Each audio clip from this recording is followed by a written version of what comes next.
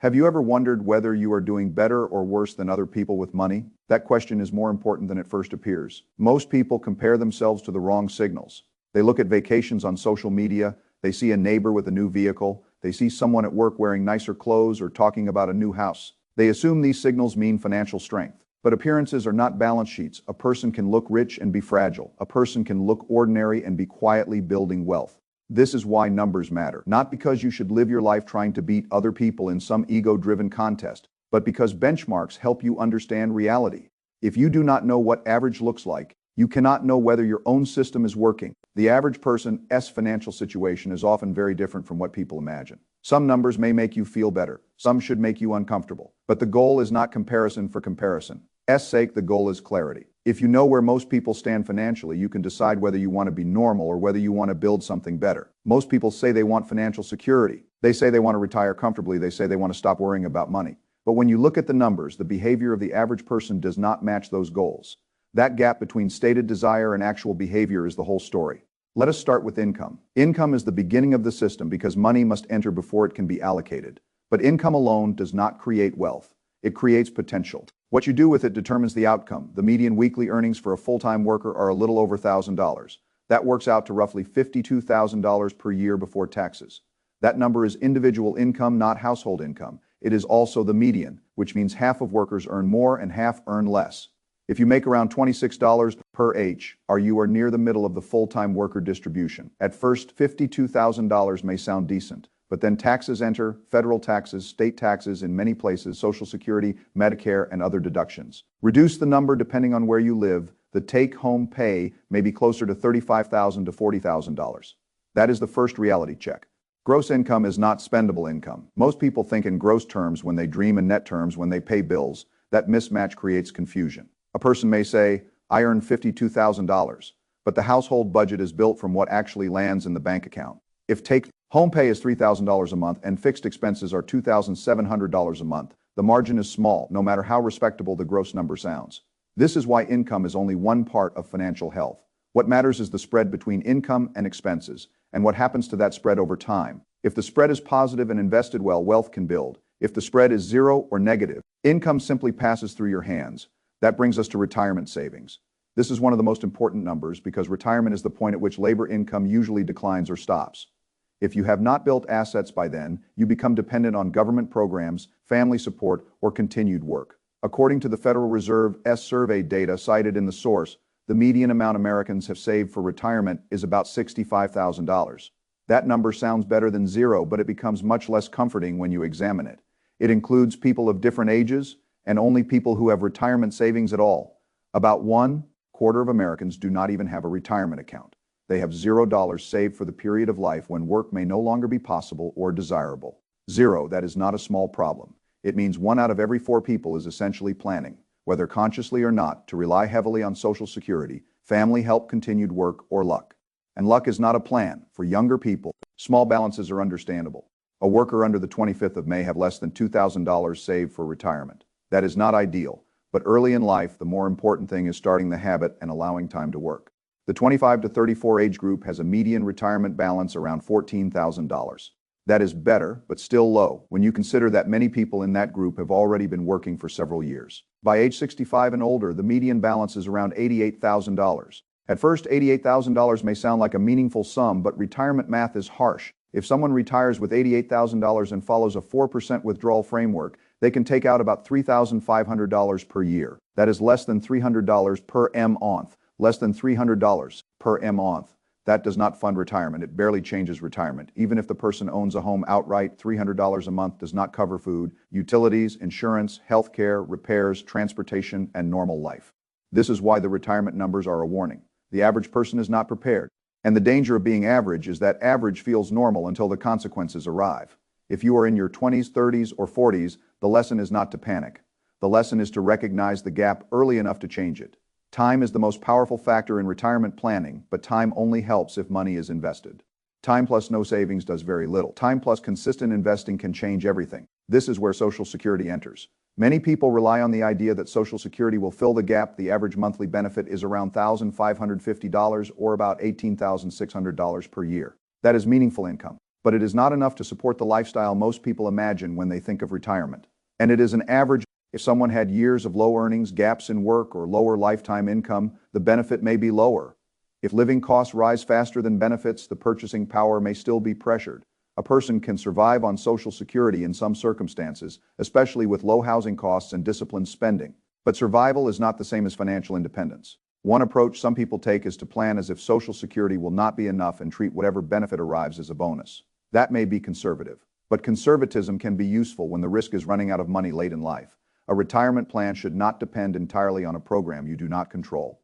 The government controls the rules, the economy affects the funding, demographics affect the pressure, politics affects the future. You can include Social Security in planning, but you should not outsource your retirement to it.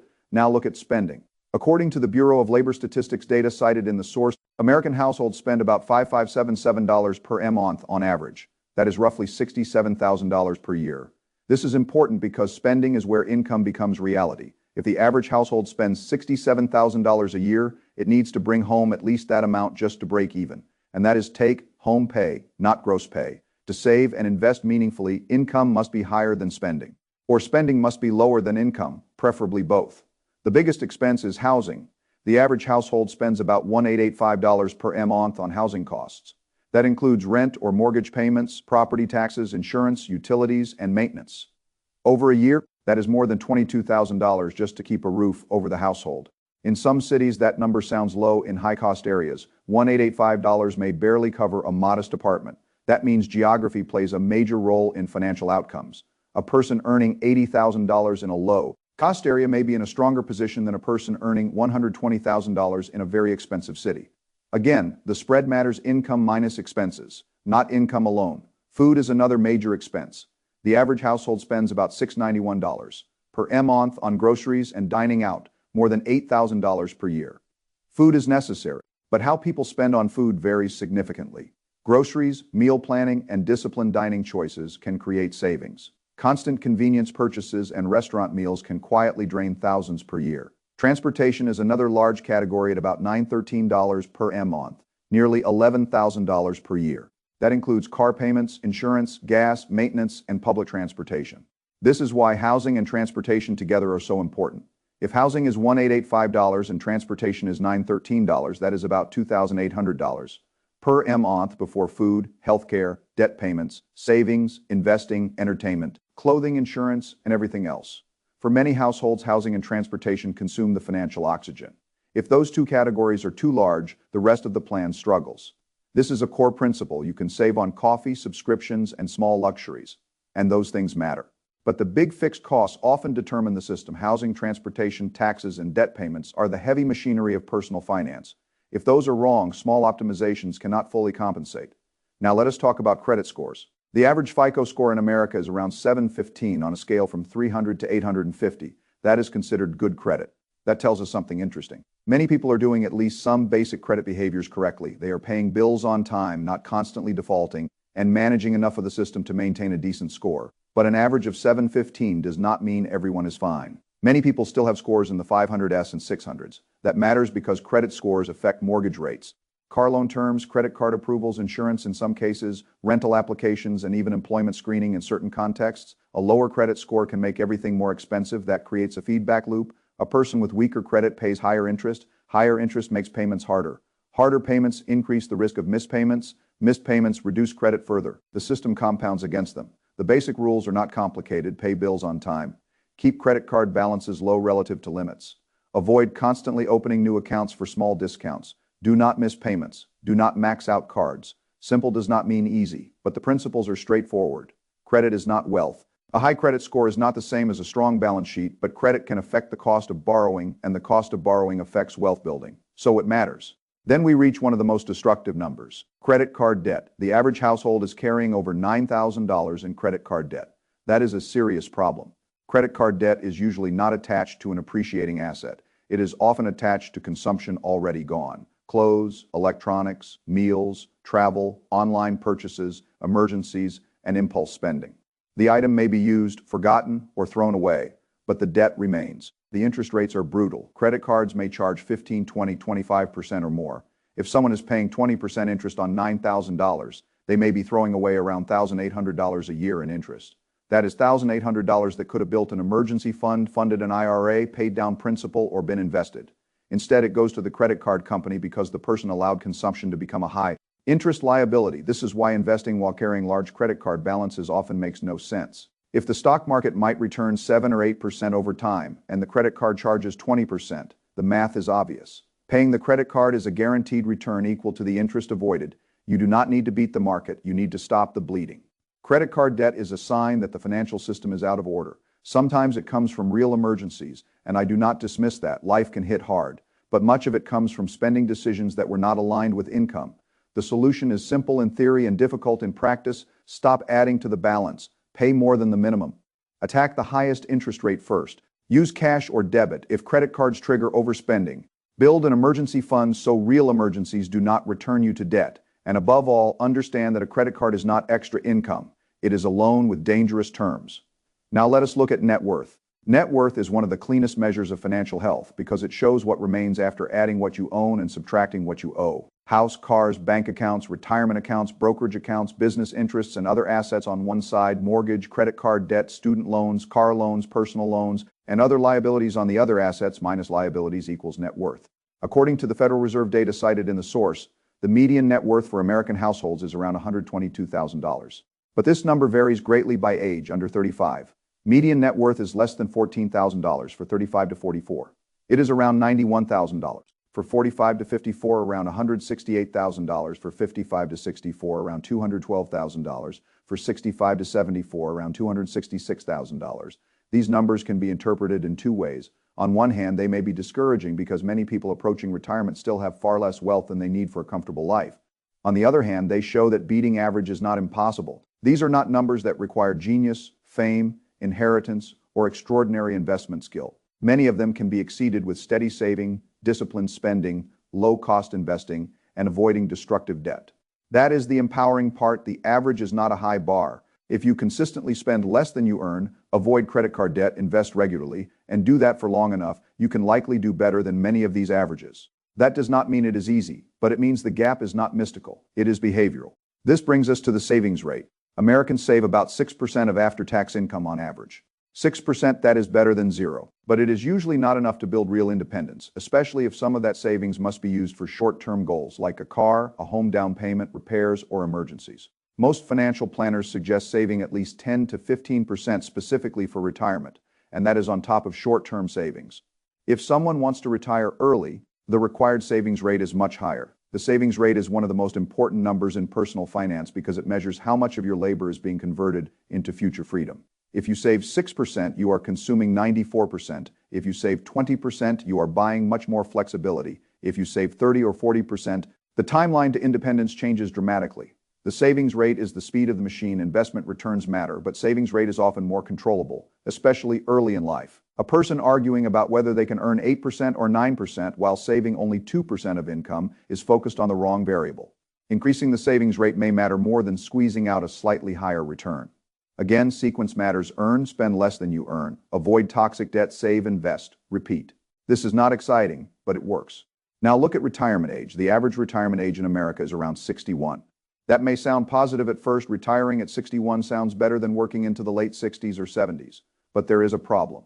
Full Social Security benefits may not be available until later, often around age 67, depending on birth year. If someone retires at 61, they need to bridge several years before full benefits. If their retirement savings are low, those years can be difficult. If someone has only $88,000 saved and must cover several years before Social Security, the math becomes uncomfortable very quickly. Retirement is not only the date you stop working, it is the period you must fund after work stops, and that period can be long. A person who retires at the 1st of May lived 25 years or more in retirement. That is a very long time to fund with limited assets. There is another issue that most people do not think about enough: health span. You may live into your 80s or beyond, but the years when you are healthy enough to travel, enjoy hobbies, and live actively may not last. As long as the retirement spreadsheet suggests, retiring late may increase financial security but reduce the number of healthy years available for enjoyment. This creates a trade. Off, retire too early without enough assets and you risk running out of money. Retire too late, and you may have money but less health and energy to enjoy it. That is why planning matters. You want enough assets to give yourself choices while you still have the health to use them. Most people do not plan with that clarity. They work, spend, hope, and then confront the numbers late. Late is expensive. Early gives options. Now, why do these statistics matter? They matter because they reveal that the average financial path is not a path most people should want to copy. The average person has modest retirement savings, significant spending, too much credit card debt, a low savings rate, and a retirement plan that often depends heavily on Social Security. That is not a system designed for freedom. It is a system designed for survival with hope. But there is good news. Once you know what average looks like, you can build a plan to beat it. You do not need a magical formula. You do not need secret Wall Street knowledge. You do not need to pick the next great stock. You need to be better than average in a few basic areas. Save more than 6%. Avoid credit card debt. Keep housing and transportation from consuming too much income. Invest consistently in low-cost diversified assets. Build retirement accounts early. Maintain a good credit score. Increase income where possible. Do not let lifestyle rise as fast as income. Those moves sound simple. They are simple, but they are not common. That is why they work. If the average household spends $5,577 per month and you can live comfortably on $4,500, you create more than $1,000 per month of surplus. That is over $12,000 per year for savings, debt payoff, or investment. Over decades, that difference becomes huge. If you earn slightly more than the median, save more than average, avoid high-interest debt, and invest steadily, you can end up in a much stronger financial position than the average person. The advantage compounds because every good behavior supports another. No credit card debt improves cash flow. Better cash flow increases savings. Higher savings increases investments. Investments compound. Compounding increases net worth. Higher net worth reduces stress. Lower stress improves decisions. Better decisions increase income and reduce mistakes. This is how systems improve. The reverse is also true. Credit card debt reduces cash flow. Reduced cash flow lowers savings. Low savings increases emergency borrowing. Emergency borrowing increases debt. Debt increases stress. Stress worsens decisions. Worse decisions reduce opportunity. This is how systems deteriorate. The difference between these two paths can start small. A few $100s a month. A avoided car payment. A lower rent decision. A paid-off credit card. A retirement contribution that happens automatically. A decision not to upgrade lifestyle after a raise. Small differences repeated for years become large differences. This is one of the main reasons averages are so useful. They show you the baseline. If you beat the baseline consistently in several categories, the compound effect becomes massive. But there is a psychological trap. If you are doing better than average in one area, do not become complacent. Maybe you have no credit card debt but very little retirement savings. Maybe you have a good credit score but no emergency fund. Maybe you save money but never invest it. Maybe you earn well but spend almost all of it. Maybe you have retirement accounts, but high transportation costs are slowing everything down. Financial health is not one number. It is a system of numbers: income, expenses, savings rate, debt, credit score, net worth, investment allocation, emergency fund, retirement readiness, liquidity, insurance, tax efficiency. Each part matters. A weakness in one part can offset strength in another. This is why you have to look at your own financial system honestly. The numbers should not create shame. Shame is not useful. They should create awareness. If you are 35 with less than $14,000 in net worth, you are not doomed. But the number is telling you something. It says the current system needs to change. If you are 45 with very little retirement savings, it is not over, but time is now more valuable, and the margin for delay is smaller. If you are 60 with too much debt and too little savings, you need a realistic plan, not denial. If you are already ahead of average, good. But remember that average may be too low. Beating average does not automatically mean you are safe. The goal is not to be average. The goal is to build a financial life that supports the future you actually want. That means using averages as a starting point, not a finish line. Now let us talk about the gap between what people say and what they do. Most people say they want security, but they spend in ways that remove security. They say they want to retire, but they save too little. They say they hate debt, but they keep credit card balances. They say they want freedom, but they buy fixed obligations that trap future income. They say they want wealth, but they measure themselves by visible consumption. This is not because people are bad. It is because modern life is designed to make spending easy and saving hard. Advertising pushes identity through consumption. Credit makes purchases feel painless up front. Social media makes comparison constant. Subscriptions hide recurring costs. Cars and housing stretch budgets. Food delivery, online shopping, and convenience spending remove friction. The system is built to capture your surplus. If you do not protect the surplus deliberately, it disappears. That is why being intentional matters. You cannot drift into financial strength in a world designed to monetize your drift. You need a plan. Start with the most basic diagnostic. What is your income after taxes? What are your fixed expenses? What is your savings rate? How much credit card debt do you have? What is your emergency fund? How much is in retirement accounts? What is your net worth? What is your credit score? When do you want to retire? How much will you need? Most people cannot answer these questions clearly. That is the first problem. You cannot improve what you refuse to measure. Once you measure, the next steps become obvious. If there is credit card debt, attack it. If there is no emergency fund, build one.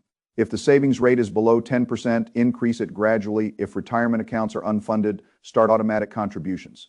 If housing and transportation consume too much income, evaluate whether the big costs need to change. If all savings sit in cash for long-term goals, learn to invest. If income is too low to create margin, focus on skills, career moves, or side income. There is no single magic move. There is a sequence of better decisions. And the good news is that you do not need to be perfect. You only need to be consistently better than average. If average saving is 6%, save 10%, then 15%, then 20% if possible. If average credit card debt is $9,000, keep yours at zero. If average retirement savings at 65 is $88,000, do not aim for $88,000.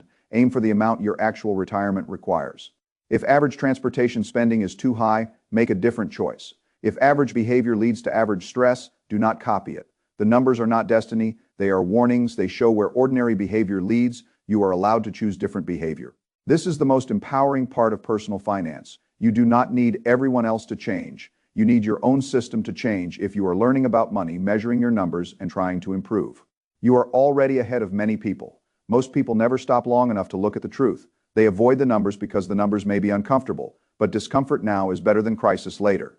A clear look at reality is the beginning of improvement. That is how I think about all financial statistics. They are not meant to make you feel inferior. They are meant to show cause and effect. If people save too little, they retire with too little. If people carry high-interest debt, they transfer wealth to lenders. If people spend too much on housing and transportation, their savings rate collapses. If people invest late, compounding has less time. If people rely entirely on Social Security, their retirement options narrow.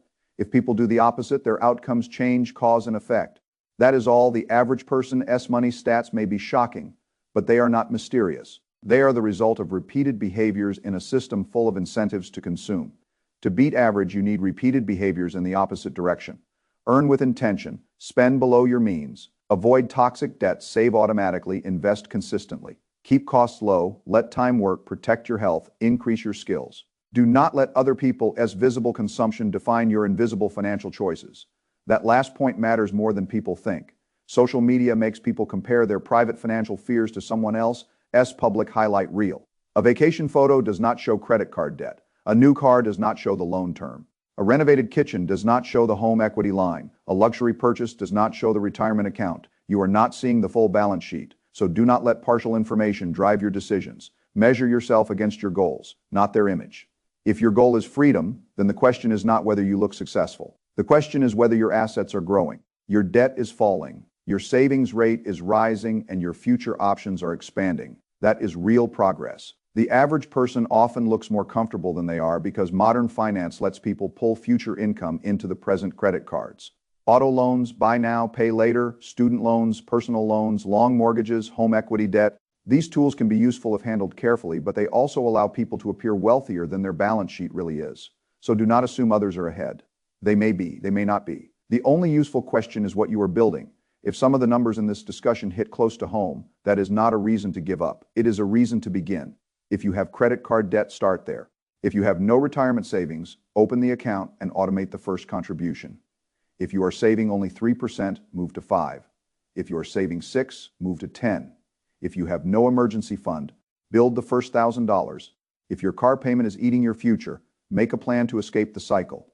If your income is low, identify the skill that can raise it. The first step is not glamorous. It is honest measurement, then disciplined action, then repetition. There will be no applause for most of it. No one will celebrate when you avoid a bad purchase. No one will know when you increase your retirement contribution by 2%. No one will see the credit card balance disappear. No one will cheer when you keep driving the older car. But those quiet decisions change the outcome. The financial life you want is built in decisions other people do not notice. That is why average is beatable. Average behavior is usually visible and emotional. Better behavior is often quiet and systematic. Now I want to leave you with the deeper point. These statistics should not be used to feel superior if you are ahead or hopeless if you are behind. They should be used to understand the game. The average full-time worker earns about $52,000 before taxes. The average household spends about $67,000 per year. The median retirement savings balance is far too low. Many people have no retirement account. The average Social Security benefit is modest. The average credit score is decent, but credit card debt remains a major problem. Median net worth rises with age, but often not enough to create true independence. The average savings rate is only around 6%. Many people retire earlier than their finances can comfortably support. That is the baseline. Now you can choose, you can be normal, or you can build a system that produces a different result. Do not aim to be average. Average is too fragile. Aim to be resilient. Aim to have no credit card debt. Aim to save more than the norm. Aim to invest more consistently. Aim to control the big expenses. Aim to understand what you own. Aim to retire with choices, not hope. Aim to use the numbers as feedback, not as judgment, because your future is not determined by the average person. It is determined by the system you build. And once you understand what most people are doing with money, it becomes much easier to do something different. That is the opportunity. The bar is lower than you think, but the discipline must be higher than average. If you can do that, the numbers that define most people do not have to define you.